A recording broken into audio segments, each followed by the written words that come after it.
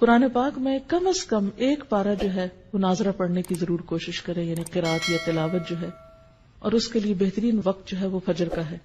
اگر آپ صبح کے وقت اٹھتے ہیں تو سحری کے وقت میں 2 اہم کام کر سکتے ہیں۔ ایک تو استغفار کی کثرت، یعنی اس وقت کی تسبیح آپ استغفار کر لیں۔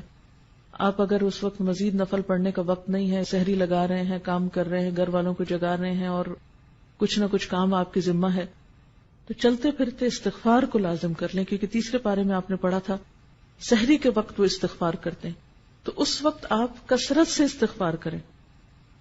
دوسری بات، وہ جو سورۃ آل عمران کا آخری رکوع حضور صلی اللہ علیہ وسلم سویرے اٹھ کے وضو سے پہلے پڑھتے تھے، کوشش کریں کہ اسی طرح پڑھ سکے۔ اگر زبانی یاد کر لیں تو بہت اچھا ہے، اگر نہیں بھی تو کہیں پر لکھ کر لگا دیں اور اس کو پڑھیں، کیونکہ یہ سنت پر عمل ہو جائے گا۔ اب ہوتا کیا کہ عام طور پر خواتین کیا کرتی ہیں، آپ نے سحری کی، مرد حضرات تو چلے گئے مسجد، آپ پیچھے سے کچن صاف کرنا شروع کر دیتے ہیں۔ کچن ہو جائے گا صاف، ہٹ جائیے وہاں سے، آئیے مسواک بہت اچھی طرح کیجیے اور اچھی طرح وضو کیجیے اور طویل فجر کی نماز پڑھیے، کیونکہ نبی صلی اللہ علیہ وسلم فجر کی نماز ساری نمازوں میں لمبی پڑھتے تھے۔ افسوس یہ کہ ہمیں قرآن کا اتنا حصہ یاد نہیں، لیکن جو بھی لمبی سے لمبی صورت یاد ہے اس کو اس میں پڑھنے کی کوشش کریں۔ دوسری چیز جو اس سے پہلے کرنے کی ہے وہ تلاوت قرآن ہے۔ ان قرآن الفجر کان مشہودا، اس کو مس نہ ہونے دیں، جتنی توفیق ہے۔ جو لوگ زیادہ تیز پڑھ سکتے ہیں وہ کم از کم پارہ پڑھ سکتے ہیں، زیادہ بھی پڑھ سکتے ہیں۔ تو سورج نکلنے سے پہلے تک آپ کیا کریں، فجر کی نماز اور تلاوت میں وہ وقت گزاریں، اور بہت عبادت کا بہترین وقت ہے۔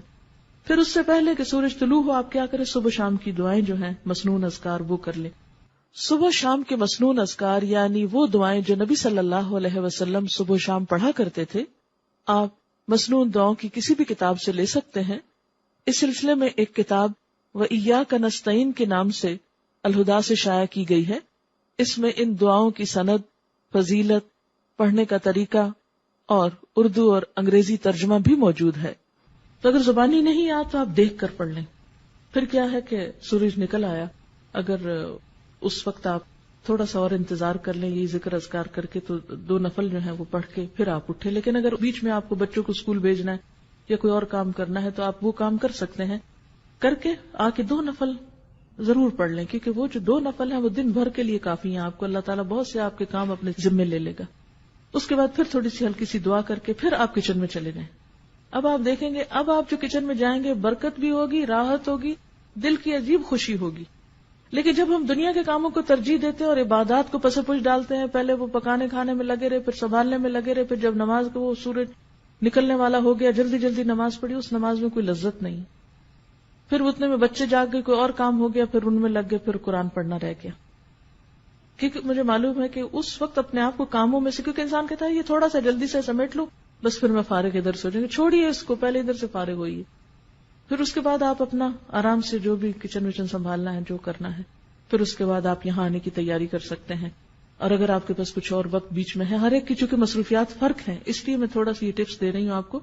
ہو سکتا ہے آپ تو اس سے بہتر پروگرام رکھتے ہوں، لیکن شاید میرے جیسوں کو کچھ ضرورت ہو اپنے آپ کو روٹین میں اس طرح لانے کی، تو آپ کوئی کتاب پڑھ سکتے ہیں یا ذکر اذکار چلتے پھرتے کر سکتے ہیں، گھر کو سمیٹ سنبھال لیجیے، پھر آپ آ جائیے، پھر آپ یہاں قرآن پاک سنتے ہیں۔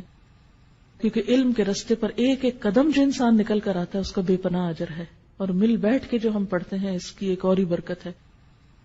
اور پھر اس کے بعد آپ یہاں اگر کوشش کریں ظہر کی نماز پڑھ کر جائیں، اگر یہاں نہیں تو گھر جا کر فوراً ہی پھر آپ ظہر کی نماز پڑھیں، اور پھر اس کے بعد یہ ہے کہ اگر آرام کرنا ہے کچھ دیر آرام کر لے تاکہ پھر شام کی عبادت جو ہے رات کی اچھی ہو۔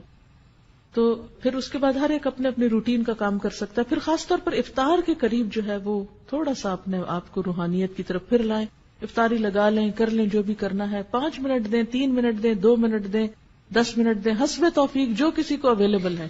کہیں پر بھی ہیں آپ، اپنے گھر میں یا کہیں افطار کرنے گئے ہیں یا کوئی آپ کی طرف آیا ہے یا آپ کسی گاڑی میں بیٹھے ہوئے ہیں، افطار سے پہلے کے چند لمحے انتہائی قیمتی ہیں، دعاؤں کی قبولیت کا وقت ہے، اس میں پھر دعا کی طرف رجوع کریں۔ اور جو دعاؤں کی کتاب جیسے قرآنی اور مسنون اذکار کی کتاب اگر آپ کے پاس ہو تو اس میں سے اگر آپ ساری پڑھ لیں تو پڑھ لیں، ساری نہیں پڑھ سکتے تو 5-7 پڑھ لیں، پھر اگلے دن اگلی 5-7، جتنا جس کو توفیق ہے۔ ہر ایک کے حالات ایک جیسے نہیں، کچھ کے بچے بہت چھوٹے ہوتے ہیں، کچھ لوگ ہر چیز سے فارغ ہوتے ہیں، اب جن کے پاس جتنی فراغت ہے اتنا ان کا حساب ہے، تو وہ اتنا زیادہ آپ توجہ ادھر کریں.